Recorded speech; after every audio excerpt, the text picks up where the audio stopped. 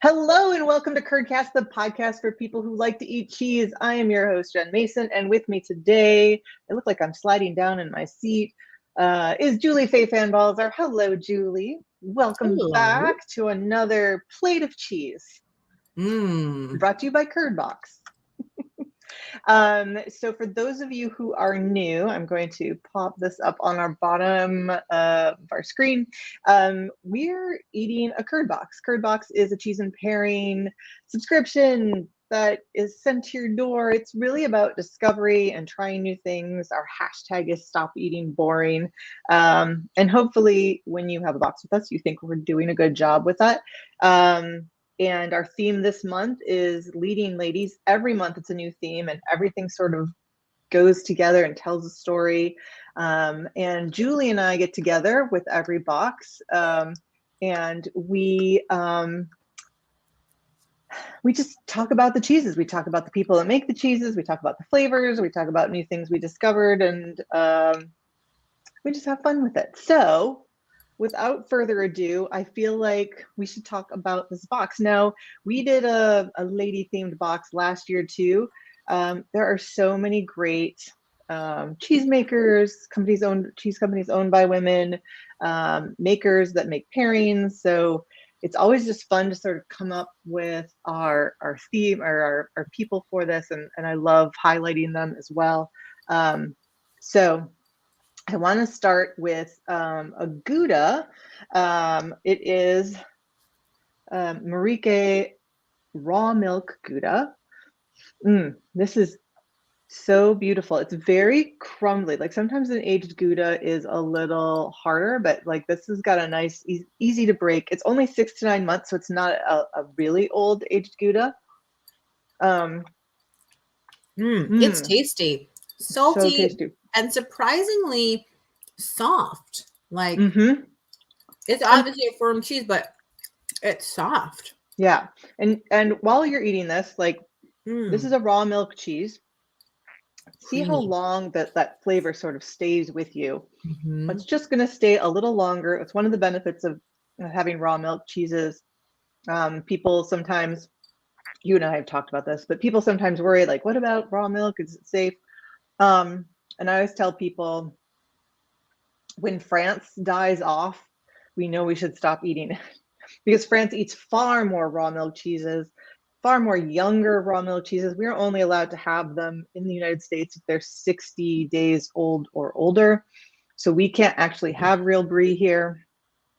And so, yes, it is safe. It's all about the handling and how people take care of the animals and all that stuff. So it is very safe and very delicious. And the flavors just sort of lingers more, which is great. So this one is made by Marieke Penterman. She's born in the Netherlands. She grew up on a dairy farm that her parents owned. She basically got her degree in dairy business. She was a farm inspector, blah, blah, blah. She moved to Wisconsin. Well, she and her future husband at the time. In Wisconsin, there's like this whole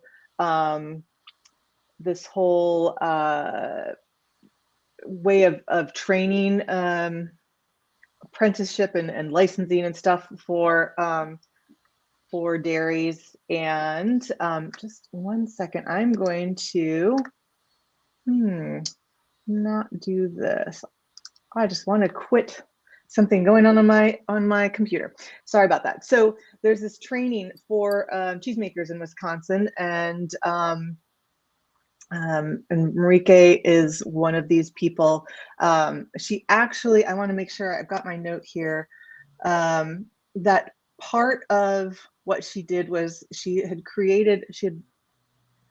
won like 166 awards, and she just was like a fantastic cheesemaker here. And this award, the awards that she got, the biggest being the United States Grand Champion, helped her get her extraordinary ability visa to be able to live and stay in the United States. I think there is no better extraordinary ability than making award-winning cheeses. And so for those of you who want to move to the US and you need something to do, you should learn to make cheese. And then you can come here. You have to win some fantastically big award, and then you can stay in our country because we will wrap our cheese love and arms around you. Anyways, love that story. So I had to like look at my notes, so I made sure I got it right.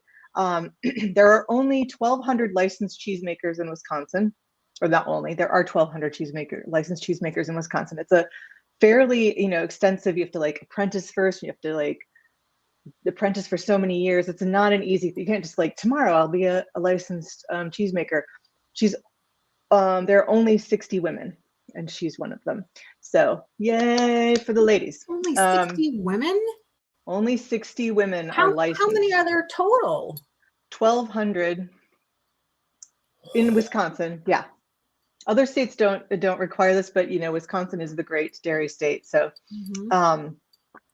anyway, just wow. Absolutely fantastic. Also, in the head of almost every one of her departments are also led by women. So it's not just her. Her business is very women-led. It's fantastic.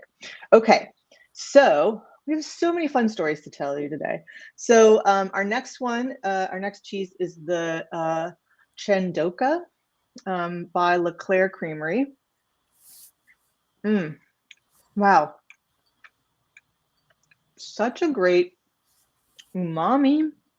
A little brothy. Which one is that? Is that the cave-aged one or is the Sagittarius one? No, it's the cave-aged one. Okay. Cave-aged.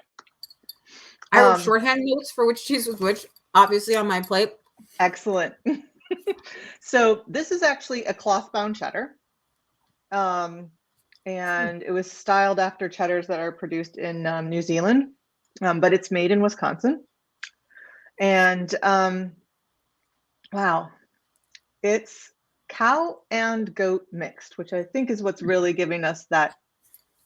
It's complex. Yeah, it's a great complexity. It's just, women are just killing it. So this business is actually, the Leclerc is owned by Larry and Clara. So Leclerc, I think that we've talked about them before, but yeah, clever name. And they started with goats in their backyard in the 1970s. And their cheesemaker, so they own the business. The cheesemaker is Katie Hedrich Furman, who has 25, has with just like a year of cheesemaking experience under her belt. She took home the U.S. Championship Award for her goat's milk Gouda style. Anyway, just women killing it in cheese. And oh man, I know this is gonna sound so weird, lovely. But it's almost like I can taste dirt when I eat it. Do you know what I mean? Yeah, like that. There's like an earthiness to it. Yeah. Almost like you would get when you're eating mushrooms, kind of thing. It doesn't taste like mushrooms, but it doesn't taste like mushrooms, but it has that kind of that same dirt flavor that I don't know how else to explain. Yeah. Who would think like we'd like that flavor? I was talking to somebody not eating cheese. I'd be like, I hate dirt. No, it does. Sometimes people say that all the time about wine and other stuff, like it has like dirt or grass or whatever, because these are like natural flavors and common things that we're used to smelling, that we're used to sort of. But it's earthy, but it's not like, because people also use a barnyardy or, it's not barnyardy at all, but it does have sort of that earthy, that like I've just been out in the farm working and I have that in, yeah, it's really nice. And I think the cow and goat mix just really changes it from really any cloth-bound cheddar that I'm used to. Oh, and cloth-bound cheddar, I'm talking as I'm eating, is a cheese that is aged sort of naturally, usually covered in a cheesecloth that is sort of stuck onto the outside of the cheese with lard. And the lard helps keeps cheese mites and stuff off of it, sort of protects the cheese. It's kind of like putting a saran wrap on it, but it's not saran, it can breathe. And so for those of you who are eating along and you saw the rind on this, the rind you got, the cheesecloth is pulled off before it gets cut, but you can see it. It feels like a very natural rind. It's not really thick. There's not, that can't build up, like you can't get a thick rind. It's just kind of mellowy from the cultures and what's going on in the cheese cave, but it lets you get sort of a cloth bound cheddar is never going to be like a super creamy cheddar, like a block style cheddar can be. It's usually going to be drier and more crumbly. It can have a creamy mouth feel, but it won't be like squishy creamy for the nature of it. But this is really lovely, and very, very, very pleased with the ones that we've got and putting this in our box. Our last cheese, this is pretty cool. So this one is from Shooting Star Creamery, and it's called Sagittarius. And this is actually made by Avery Jones. She is the daughter of the Central Coast Creamery owner, Reggie Jones. So her dad runs Central Coast Creamery. This is a very, very friendly cheese. Mm-hmm. Yes. Like, I don't feel like anybody would be mad if they ate it, and I feel like it's going to play well with a lot of other stuff because it has like beautiful umami and like, even though the hard cheese, again, like creamy in your mouth, but the flavor is not like overwhelming. It's delicate. Yeah, it really is. Ooh, I just got some like shallot, maybe some like toasted shallots. So Avery is in high school. This is made by a high schooler. This is made by an award-winning cheese-making high schooler who started making cheese to raise money for her college tuition. Wow. And so besides doing this, she's also on the, let's see, she maintains a straight A report card.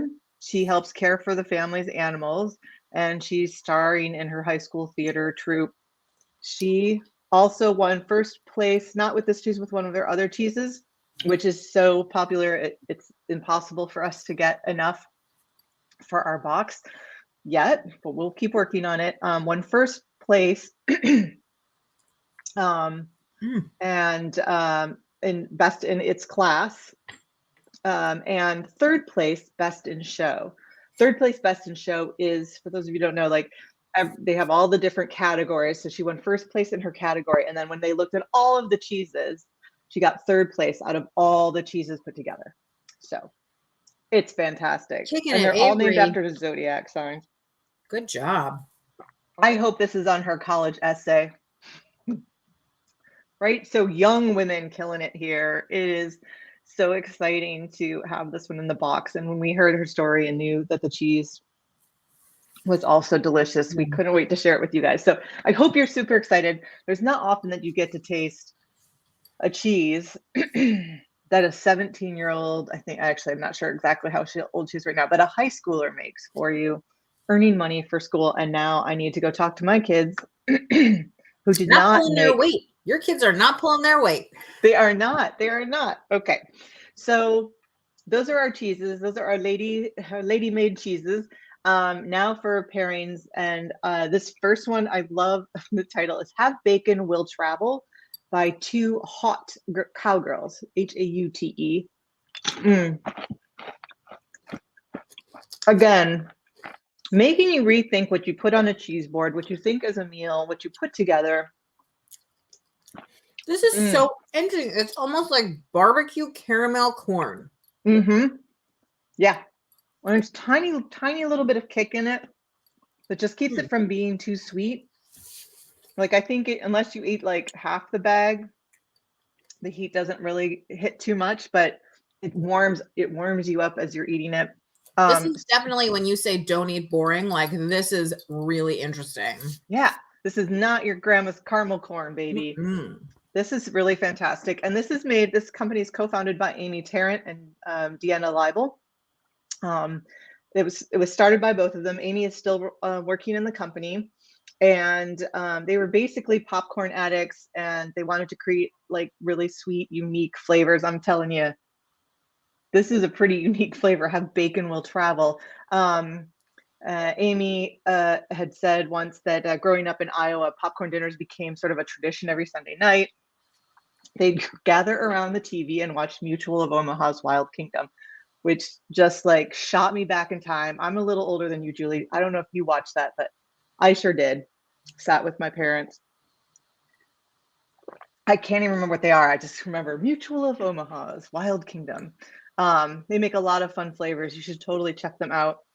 But be thinking when you're making a cheese plate, like they make dill pickle popcorn, they make chili popcorn, there's seaweed popcorn out there. Like, yeah. It's easy to find like Himalayan salt popcorn, but like next time you are at like a fun, I don't really want to say the fair, like I don't want you bringing home kettle corn popcorn can go with on a cheese board too, but like when you see some place that's making like some custom popcorn, go find their weirdest flavors and think about what you could put them on a cheese board, and you'll blow people's mind, and you'll have really great popcorn too.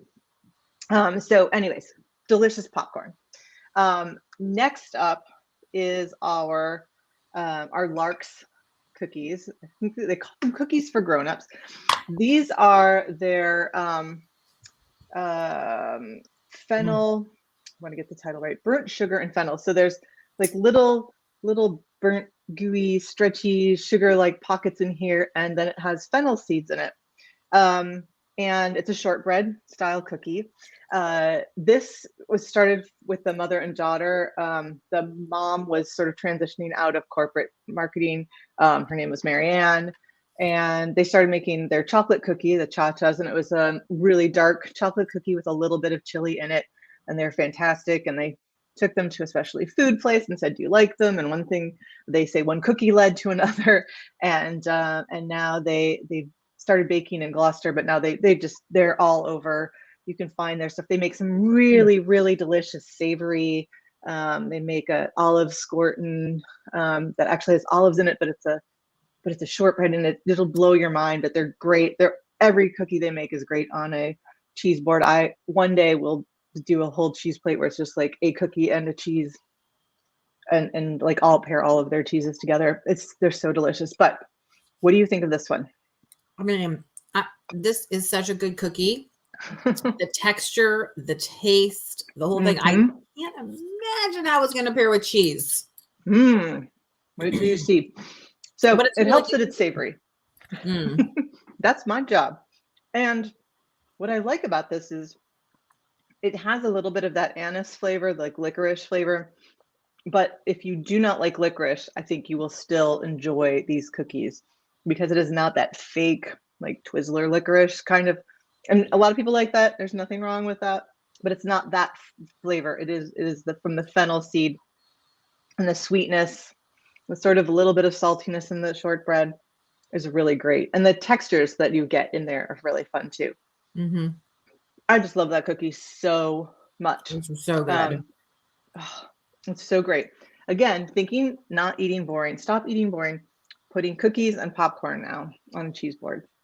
Our last thing we're putting on the cheese board is our salami, and this is made by Coro Foods, and this is two women who decided to work together, and it's Clara Veniard and Martinique Grigg, and one was coming off 6 years as a CEO.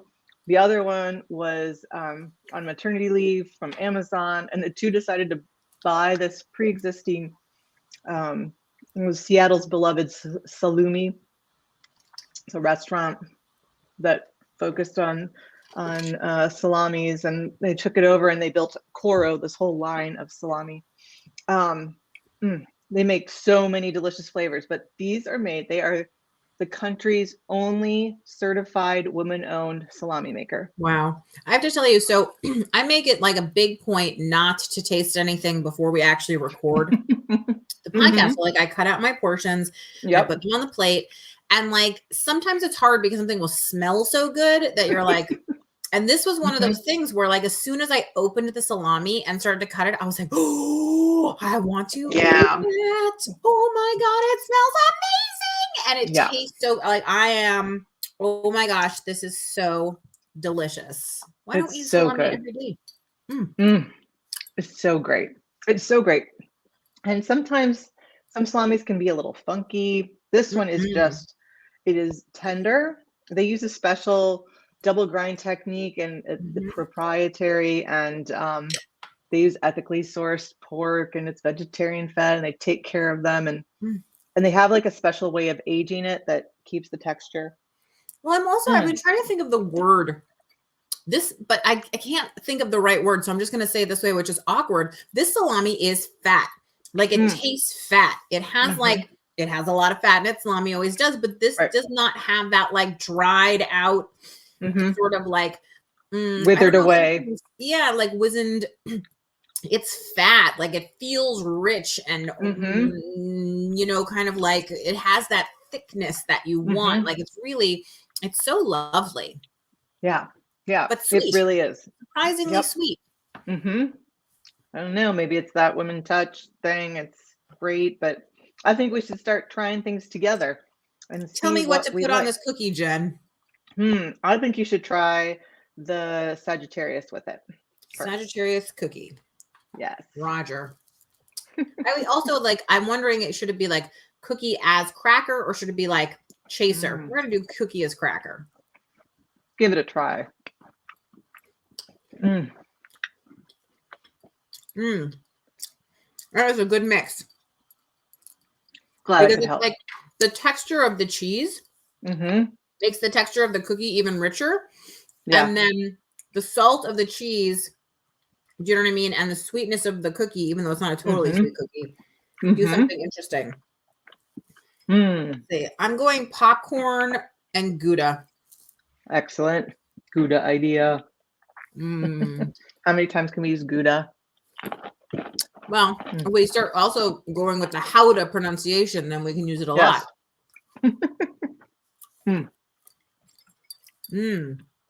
Oh, that was a good combo. 2 thumbs up on the popcorn and the Okay, well, that leaves some meat and the cave aged. I also just had the meat with the Gouda, and that was fantastic as well. I don't know if I have a favorite in this one. I love my job. I love your job too. I like being your friend. I should have a contest. We should have a contest where you can be me for a day. Not that I'm great, but my job is really fantastic. You just would have to try a bunch of cheeses and make serious decisions about. So you can write into us at crew at curdbox.com and say, I'd like to apply to be Jen for the day. I have to say, I really like the salami with the cave aged cheese. That is such a nice combo. I feel like it does the thing that the best relationships do, like your friendship and my friendship, which is it makes each individual piece even better. Well, I agree on the friendship and the pairing. Good combo. Yeah. Really, really. Like I think you can't eat this box and not think we need to have more women out there doing these fantastic things. And you know, I would say if you aren't getting this box, you can look up these people. I'm going to give you some handles to check out. So Marieke Gouda, you can find her at Marieke Gouda, Marieke Gouda. Let's see. You can find LeClaire Creamery is at LeClaire Family Creamery. Let's see. At shooting_star_creamery. So Shooting Star Creamery, but with spaces. You can find out more about Avery Jones, the fantastic high school cheesemaker. Buy some of her cheese, send her to college. Feel good about yourself. And then our Two Hot Girls is at TOOHAUTE Cowgirls. And those delicious cookies. Cookies? Are they crackers? Are they sweet crackers? Are they cookies? Yeah, they're cookies.